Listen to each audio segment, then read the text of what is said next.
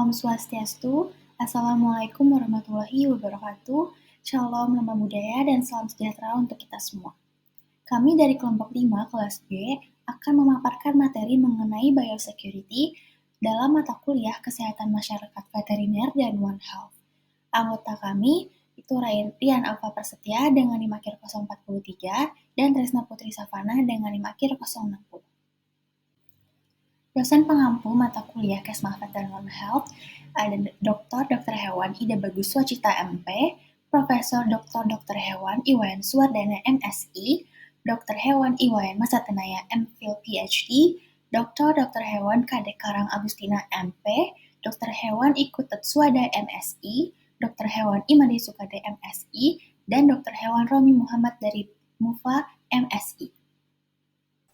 Selanjutnya ada definisi biosecurity. Biosecurity berasal dari dua kata yaitu bio yang artinya hidup dan security yang artinya pengaman atau perlindungan. Atau secara harfiah dapat bermakna pengendalian atau pengamanan terhadap makhluk hidup. Dalam budidaya ternak, biosecurity merupakan serangkaian kegiatan yang dirancang untuk mencegah penyakit masuk ke dalam peternakan ataupun menyebar keluar peternakan.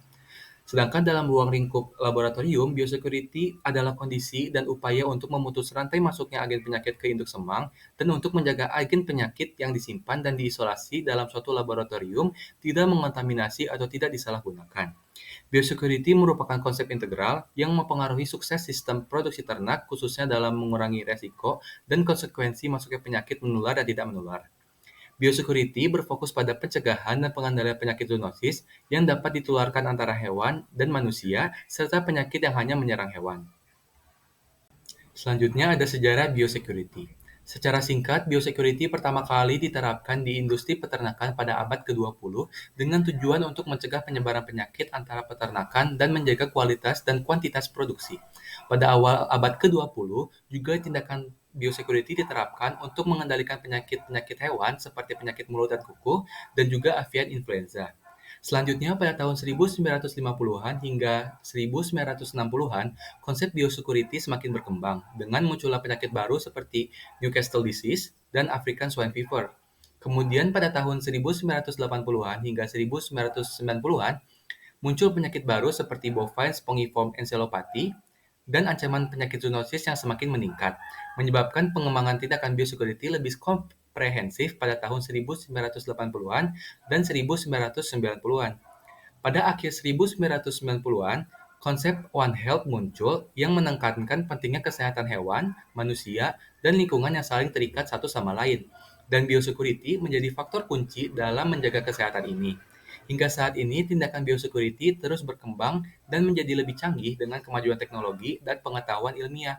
Saat ini, biosecurity diakui sebagai komponen penting dari kesehatan dan kesejahteraan hewan, keselamatan pangan, dan kesehatan masyarakat.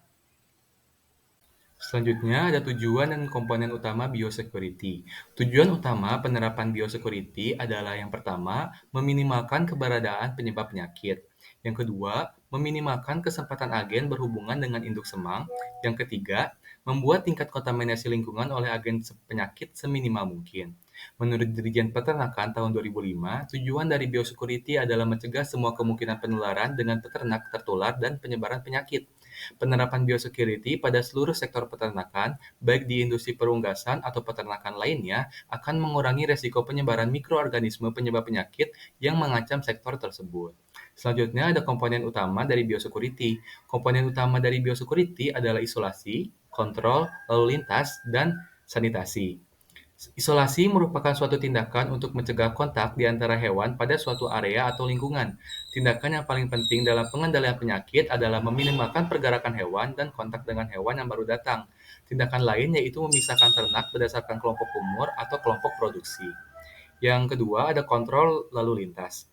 Kontrol lalu lintas merupakan tindakan pencegahan penularan penyakit yang dibawa oleh angkut hewan selain ternak seperti kuda, anjing, kucing, hewan liar, rodensia, dan burung, dan juga pengunjung.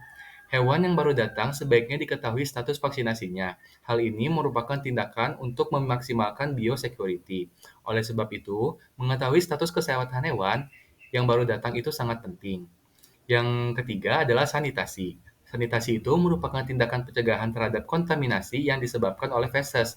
Kontaminasi feses dapat masuk melalui oral pada hewan. Kontaminasi ini juga dapat terjadi pada beberapa peralatan yang digunakan seperti tempat makan dan minuman. Selanjutnya ada tindakan umum biosecurity. Menurut Barrington et al. Tahun 2006, tindakan umum yang dilakukan dalam program biosecurity adalah yang pertama, mengawasi keluar masuknya hewan. Yang kedua, mencegah kontak dengan hewan atau hewan liar. Yang ketiga, secara rutin membersihkan dan mendesinfeksi alat yang digunakan. Dan yang keempat, mencatat pengunjung, hewan, dan peralatan yang keluar masuk. Untuk selanjutnya akan dilanjutkan oleh rekan saya. Terima kasih. Selanjutnya adalah prinsip biosecurity. Yang pertama adalah persiapan dan pencegahan, meliputi deteksi, diagnosis, dan mitigasi. Selanjutnya adalah deteksi dini untuk memutuskan respon yang tepat dan cepat terhadap serangan biologis. Selanjutnya yaitu identifikasi agen biologi maupun kimiawi yang berpotensi mengancam biosecurity. Yang keempat yaitu respon terhadap bioterorisme yang mencakup investigasi epidemiologis, terapi medis atau profilaksis, dan inisiasi pencegahan penyakit atau dekontaminasi lingkungan. Yang kelima adalah komunikasi efektif antar petugas kesehatan dan masyarakat maupun media. Selanjutnya adalah penerapan biosecurity pada instalasi karantina hewan atau IKH. Instalasi karantina hewan atau IKH ini merupakan bangunan beserta peralatan, lahan, dan sarana pendukung lainnya yang diperlukan sebagai tempat pelaksanaan karantina. Tindakan biosecurity yang diterapkan di instalasi karantina hewan meliputi isolasi hewan untuk mencegah penyebaran agen penyakit dari hewan yang terinfeksi. Lalu penampungan limbah kotoran ternak, yang mana kita tahu bahwa kotoran ternak ini dapat menimbulkan berbagai penyakit. Dan yang terakhir adalah desinfeksi. Desinfeksi merupakan salah satu tindakan sanitasi untuk meminimalkan dan mencegah kontaminasi terutama feses terhadap alat angkut dan peralatan. Syarat pendirian RPH terbagi menjadi dua, yaitu daerah kotor dan daerah bersih. Daerah kotor merupakan tempat pemotongan dan pengeluaran darah, juga sebagai ruangan untuk jeroan, kulit, serta tempat pemeriksaan postmortem. Dan yang kedua adalah daerah bersih, yang merupakan tempat penimbangan karkas, tempat keluar karkas, serta ruang pendingin, ruang pengemasan karkas, dan juga pengemasan daging.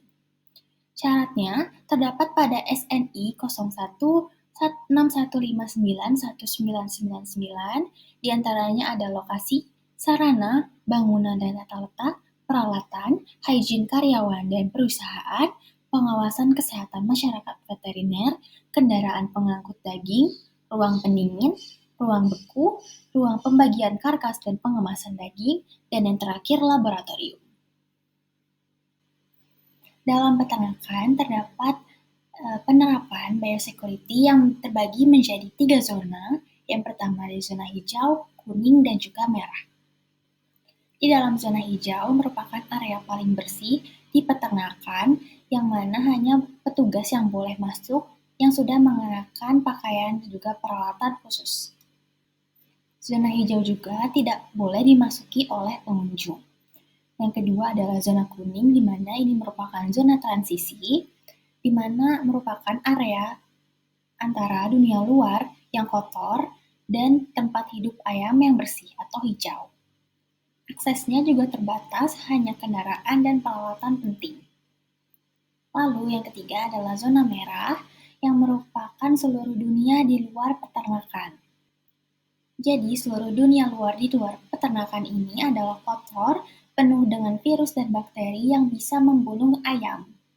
Juga menjadi lokasi untuk menerima dan membersihkan egg tray atau box bekas yang sudah dicuci dan juga dikeringkan. Baik, sekian pemaparan dari kami. Mohon maaf jika terdapat kesalahan. Kami tutup dengan Parama Santi, Om Santi Santi Santi Om. Wassalamualaikum warahmatullahi wabarakatuh. Shalom, nama budaya, dan salam sejahtera bagi kita semua.